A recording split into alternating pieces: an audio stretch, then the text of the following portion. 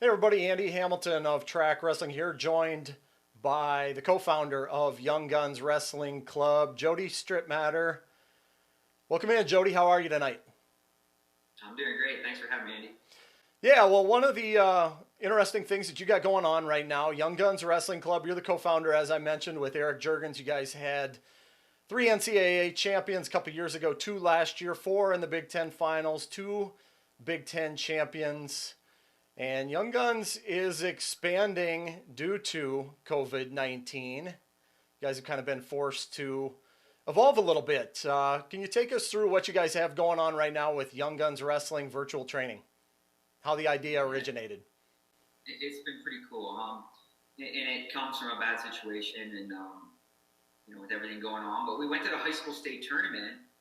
It was like the first weekend of March, so March 10th, something like that. And I had never heard of it before, really. Or around here. And the state tournament was incredible. The kids did great. And then we come back and we go to practice on Monday and Tuesday, and you're hearing things like crazy and things shutting down. And our kids' state tournament was that following weekend. And on Friday, they canceled the kids' state tournament. And then things started shutting down like crazy. Obviously, all of our practice sites had shut down. So we were off for a week, and then a second week. And at first, I just thought, hey, we'd be off for a couple of weeks, and then things would kind of go back to normal. And then the more that you read about it and you turn on the TV, you kind of saw that it wasn't going away anytime soon. So my younger brother Joey is actually a principal, and then my older brother John is a teacher.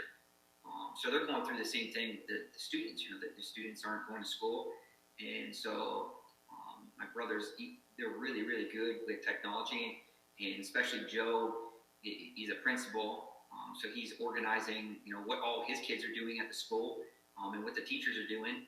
And he came to me and he said, "Hey, I think this would be an awesome opportunity for your wrestlers to continue to train and get better, and it's going to be different. It's going to be unique. A lot of them won't have partners, but it's still better than not doing anything. It's still there's still a lot of opportunities to get better.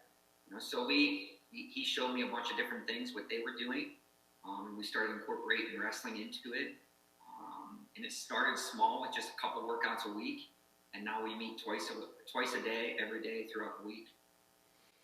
And walk me through that, what it looks like. You guys are getting up, what rise and grind is what you call it, right? 6 a.m. strength and conditioning workout. Let's start with that. Where did that idea originate? What are you putting some of your wrestlers through for that? Yeah, well, my brother texted me. He said, "Hey, what do you think about a 6 a.m. rise and grind session?" I texted him back. I said, "I hate it, and I love it." So, it was just that, getting up at that time and getting the computer set up, everything ready to go. And then the kids, it started, the first couple were kind of slower. And I think the last one we had 75 kids on at 6 a.m., from around the country.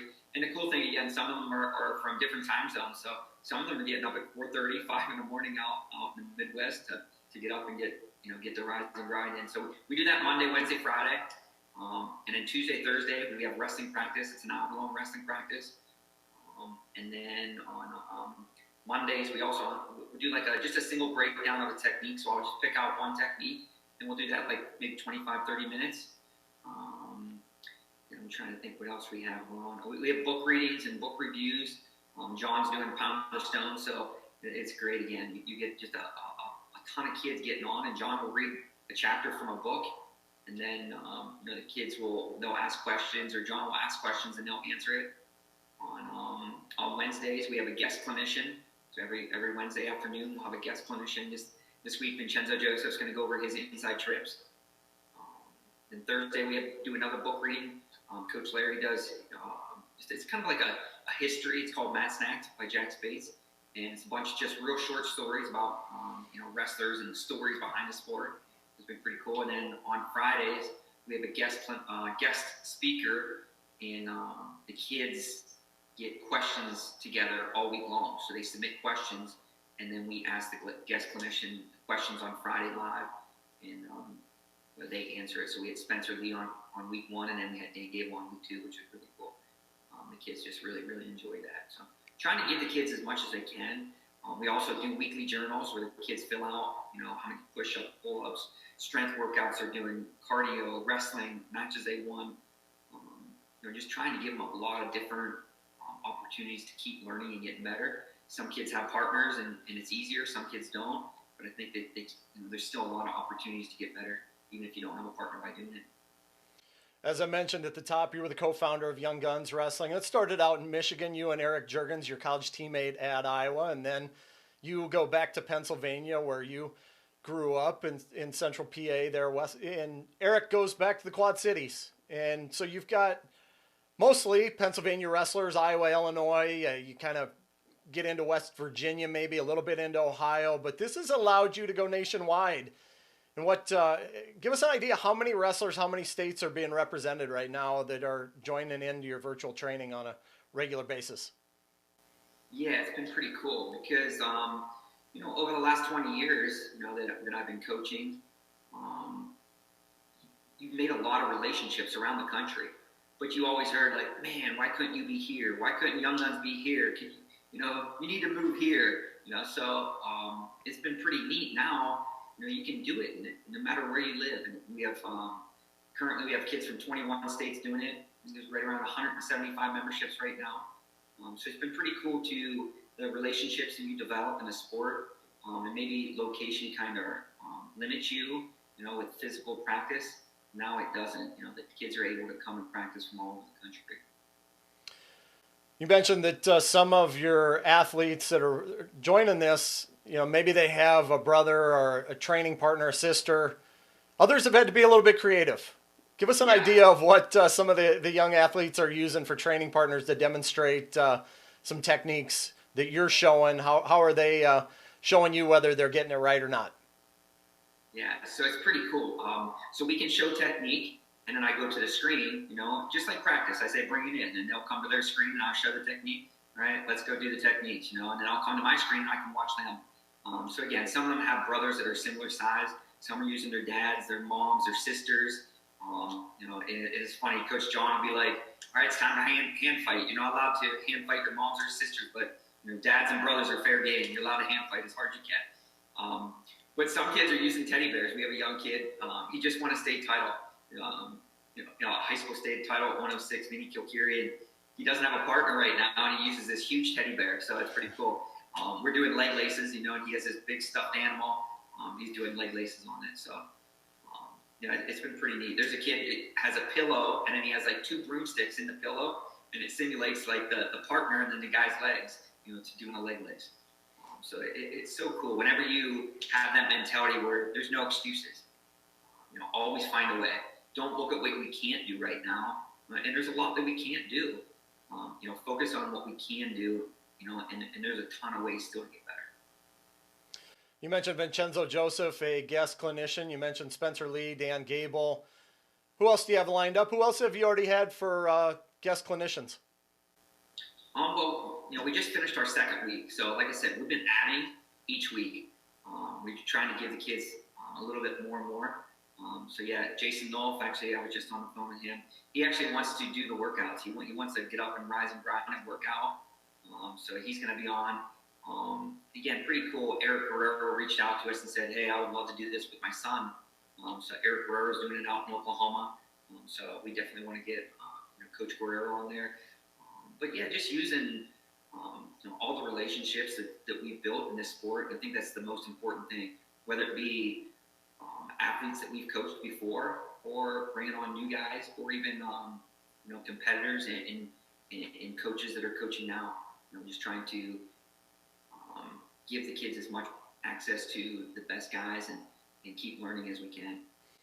Your club hasn't been built just around building the best wrestler. It's been about other things as well and kind of a full service operation. How have you used other things to bring into the equation? You mentioned the book readings and book reviews. Why is that important? What other things are you looking to build and instill in young wrestlers through this process? Yeah, and I think John's phenomenal with that. But he during his sessions, he talks the book that we're doing right now it's called Pound the Stone, and it's a lot about character.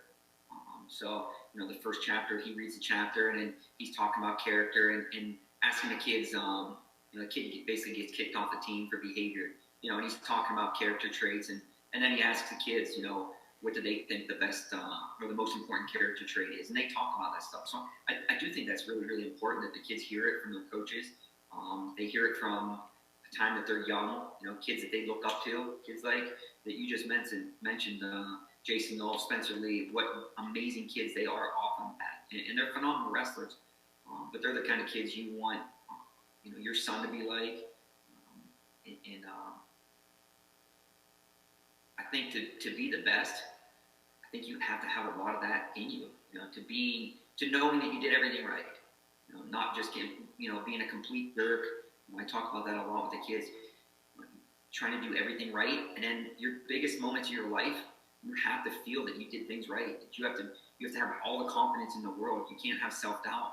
And I think that if you maybe you work really, really hard, but you're a jerk, those kids have self-doubt in huge, huge matches. So just trying to have the full package of being super tough and strong and athletic and mentally tough, but also being amazing character kids. How much have you enjoyed this, being just forced to evolve a little bit and find a way? Yeah, it's been crazy. The first couple of weeks, again, it was like, oh, we'll be back quick. And then it's like, holy crap, they're shutting like Olympics down already. That's in the summer. They're shutting a lot of things down in the spring. And, that we're not going to be back really, really, really soon. So at first it was almost like, I don't want to say a depression, but you miss the kids. It's what you do. You see them 2-3 times a week, every week. And so it was a little different. And then, we came up with this and getting online the first time, it was just so cool, getting to see the kids and they're all smiling, joking back and forth, and seeing kids with teddy bears and doing all their techniques. And it's been pretty cool. There's been a couple kids that were throwing up, from the morning workouts, so it's been a great way to reconnect with them until we can get back to practice. But, we have a ton of parents saying, Jody, this is incredible. Can you keep this going even when you do get back to practice? We want to keep doing this. We love it. So it's been really, really neat. Hey, for all the wrestlers out there, parents, that have young wrestlers who might be interested in this, where can they go to find out how to be part of it? Yeah, you can go all of our social media. So you just go to Facebook, Twitter, Instagram. You just look Jody Strittmatter up. I have it all on there. You can email me at jodystrittmatter@gmail.com. Anything else you want to add? No, it's it's just been turning out, I guess, a really negative situation into something positive, and trying to do the best we can to keep helping kids. And that's what we set out to do all those years ago when we started the wrestling club. And it's no different now than it was back then, and it's no different now than it is whenever you're in a practice room. Maybe different circumstances, but I guess the bottom line is to get better today, and that's what we've been trying to do. Hey, thanks so much for the time, Jody. Greatly appreciate it. Thank you. Thanks, Andy. I really appreciate it. Thank you.